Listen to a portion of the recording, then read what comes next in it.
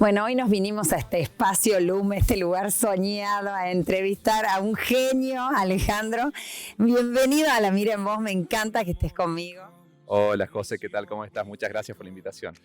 Bueno, Alejandro dio una conferencia TED, así que quiero que hablemos de todo lo que es inteligencia artificial, que ahora está tan de moda.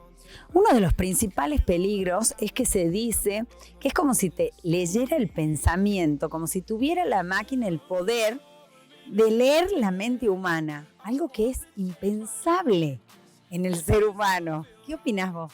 Y ahí por un lado sí hay hoy tecnologías que se están desarrollando, que están en fase exploratoria, digamos, pero que sí apuntan fundamentalmente a que a través de máquinas y lectores que incorporan estas tecnologías, yo pueda, por ejemplo, captar señales cerebrales y a eso decodificarlo y transformarlo eventualmente en lenguaje, ¿no? Entonces, a partir de ahí es donde se generan estos riesgos y estos miedos de que, por ejemplo, si es que estas máquinas pueden de algún modo leer ciertas señales eléctricas, por ejemplo, que suceden adentro de la cabeza, eso se pueda transformar en texto, así como pasa con un traductor, ¿no? En el cual uno lee en un idioma, en este caso lo que va a hacer es transformar señales de esas características, señales fisiológicas, en texto, por ejemplo, en texto o en lenguaje humano. Así como pasa de cuando yo quiero traducir de inglés a castellano, de mandarín a español, ¿no? Pero ¿cuáles son los peligros? ¿Por qué el CEO renuncia? Más que una renuncia, lo que sucedió fue que el chat GPT, que es esta tecnología que generó ese boom, sobre todo en lo que es agenda incluso mediática, y está hoy en el centro de la escena, lo que plantea es que se trata de una herramienta que de algún modo puede ayudar a responder cualquier pregunta, asistirnos en cualquier tarea, y a su vez sería un sistema que se iría retroalimentando a partir de la nueva información que le carguen, y el miedo que trae de algún modo es, o el temor que trae es que pueda llegar a reemplazar tareas que hasta el momento no es solamente mecánicas, sino tareas profesionales, de creatividad, etcétera. O sea, quitarle el trabajo al ser humano. Sí, no solamente eso, sino que apuntar a lugares que hasta el momento eran exclusivos del ser humano, como por ejemplo la creatividad. Hoy la máquina, ya ha habido ejemplos en los últimos días y las últimas semanas de las máquinas creando arte, obras de arte que al ojo humano son indistinguibles si es que eso fue realizado, por ejemplo, un cuadro, por una persona o por una máquina.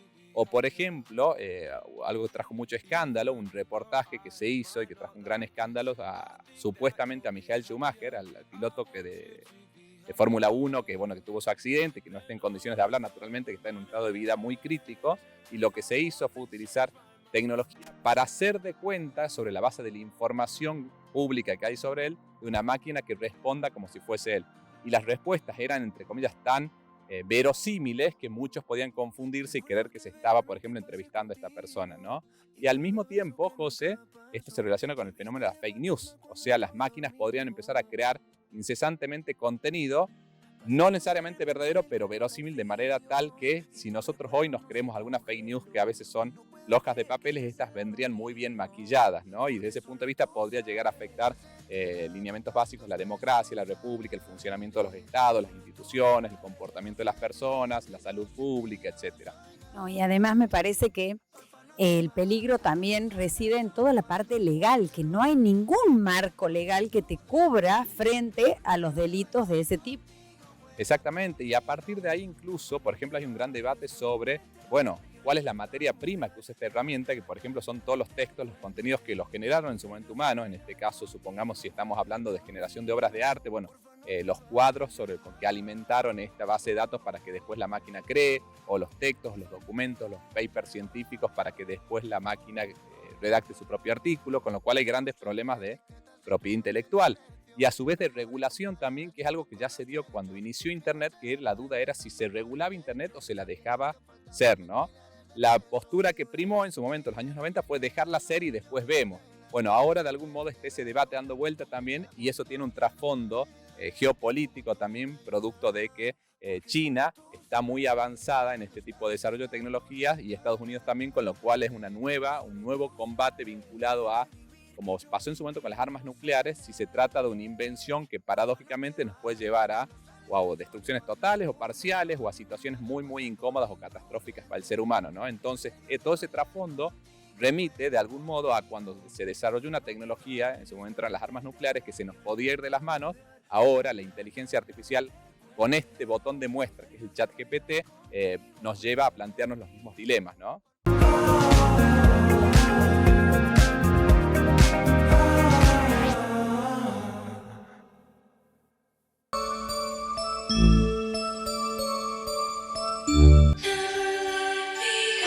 Porque llegó a mi vida el amor de mi vida. Yo se lo pedí de arriba, pero contigo se le fue la mano y qué buena suerte la mía. Gané sin jugar la lotería, la falta que me hacías.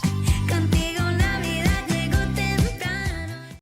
Te mando flores que recojo en el camino. Yo te las mando entre mis sueños, porque no puedo hablar contigo y te mando besos en mis canciones.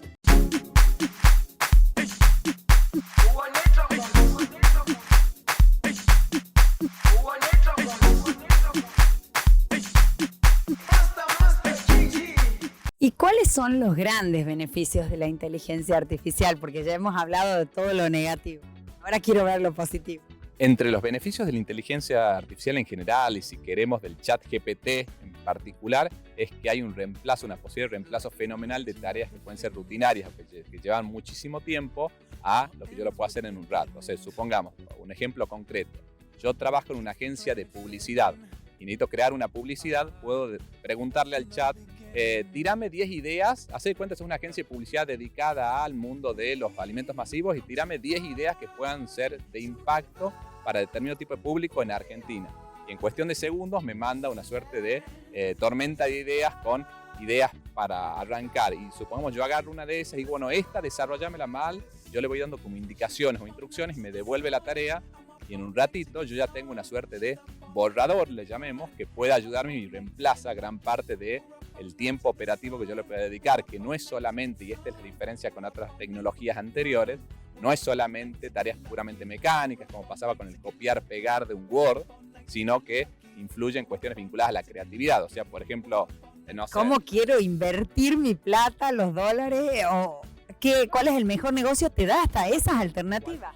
cualquier tipo de respuesta, porque lo que hace es usar toda la información disponible. Hacé cuenta, tenés una especie de asistente todoterreno para cualquier tipo de tarea que vos le pidas. Tiene una memoria ilimitada, que eso es increíble. Pero lo bueno para mí también es con todas las personas que tienen algún tipo de discapacidad, que también suple, como sería el caso de Esteban Bullrich, como la inteligencia artificial le permite seguir comunicándose en forma normal.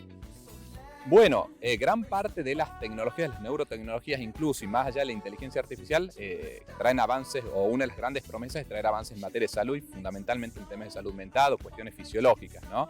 El caso, por ejemplo, de Stephen Hawking, que era un grandísimo científico que hablaba al final básicamente a partir de un movimiento que no me acuerdo si era la mejilla, era lo último que podía mover o algo por el estilo, y eso se traducía después a texto. Entonces a una persona que está postrada lamentablemente por cuestiones de salud le permitió, por ejemplo, desarrollar una carrera científica, ¿no? Una tremenda carrera científica. Bueno, Ale, y hablemos de tu conferencia TED. Quiero saber, ¿qué es el derecho a equivocarse en la era de los algoritmos? El punto acá, yo soy abogado, entonces hubo un juego de palabras sobre el derecho. Entonces el derecho a equivocarnos, que parece casi un dato curioso, un sinsentido, pero es profundamente significativo en tiempos actuales. La inteligencia artificial, los algoritmos fundamentalmente nos ayudan a acertar todo el tiempo y a tratar de equivocarnos lo menos posible, ¿no?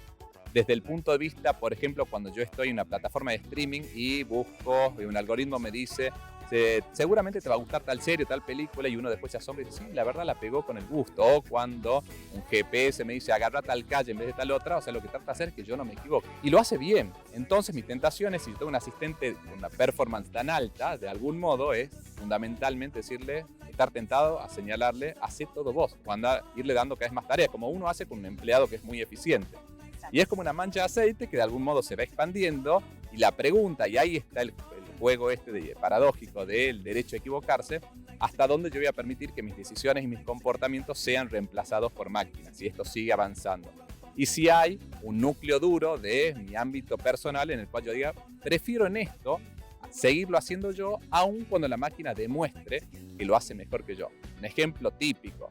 Supongamos que las apps de búsqueda de parejas funcionen cada vez mejor y vos tengas un índice que diga, cuando la app elige tu pareja hay un índice de perdurabilidad de esa pareja del 95% y después cuando la persona lo elige del 40%, supongamos. Muy posiblemente las personas digan, ¿sabes qué? Por más que la app lo haga mejor que yo prefiero seguir eligiendo aún al riesgo de equivocarme porque es una manera de sentirme vivo y en el fondo hace un poco a el profundo sentimiento humanista y a la dignidad de la persona, ¿no? De decir, sigo adelante decidiendo yo en determinados aspectos por más que la máquina demuestre que lo hago yo, y desde ese punto de vista nace esa suerte de derecho a equivocarnos como una reivindicación de lo humano. Además también hay un montón de cosas que son subjetivas, como sería la química. No te puede medir la química de dos personas una máquina. No, desde ya que no hay ámbitos o situaciones en las cuales la inteligencia artificial o los algoritmos todavía no llegan, pero cada vez van llegando más. Antes se decía que, por ejemplo, no podían captar emociones y hoy en día, por ejemplo, pueden ir leyendo gestos faciales y a su vez decodificarlos para aproximarnos a emociones determinadas de las personas, ¿no? Entonces, desde ese punto de vista, aún en el supuesto que lo hagan perfecto, supongamos los vehículos autónomos que no choquen nunca, la pregunta es, si no hay la posibilidad de causar daños a terceros, como el caso de los vehículos, naturalmente ahí yo no puedo decir, tengo el derecho a equivocarme y a manejar yo, darme el gusto de manejar aunque choque a otro. Ahí te van a decir, no, está prohibido porque quieras daño a otro. Pero cuando se trata de decisiones personales que no le causan daño a nadie, muy posiblemente se tenga que empezar a discutir sobre el derecho de una persona a tomar decisiones equivocadas personales y humanas cuando no haya daños a terceros, ¿no? Por más que la máquina o el algoritmo o la inteligencia artificial que me asiste me prometa y cumpla que lo haga mejor que yo. Alejandro, ¿las máquinas nos escuchan? O sea, ¿los celulares te escuchan? Porque resulta que vos estás buscando un lavarropa y te empieza a aparecer todo el tiempo la publicidad del lavarropa. Y entonces vos decís, ¿realmente nos escuchan? Bueno, hay un debate muy grande y una preocupación muy grande y una realidad muy grande que es la invasión sobre el terreno de los datos personales. La privacidad, totalmente. La privacidad tanto en lo que es lo que se puede escuchar como lo que el seguimiento, lo que llama el perfil digital de la persona, que no es casual naturalmente que después de determinadas intervenciones de la persona intervenciones tecnológicas, te llegue una publicidad del lugar al cual vos querías ir de vacaciones, sea porque googleaste o porque escribiste de determinada manera en las redes sociales o porque mandaste audios o lo que sea, a uno se le puede ocurrir. Hay un debate muy grande al respecto y una de las grandes preocupaciones hoy jurídicas o propiamente jurídicas es hasta dónde se van a poner los límites a la privacidad y el resguardo de los datos de las personas, personales o no, pero sí hasta dónde podés llegar a tener la autonomía comprometida, ¿no?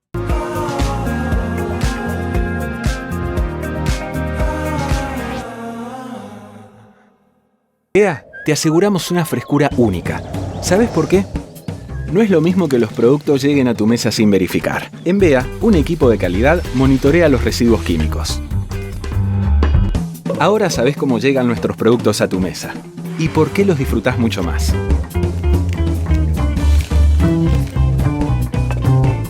BEA, ahorro que te hace bien.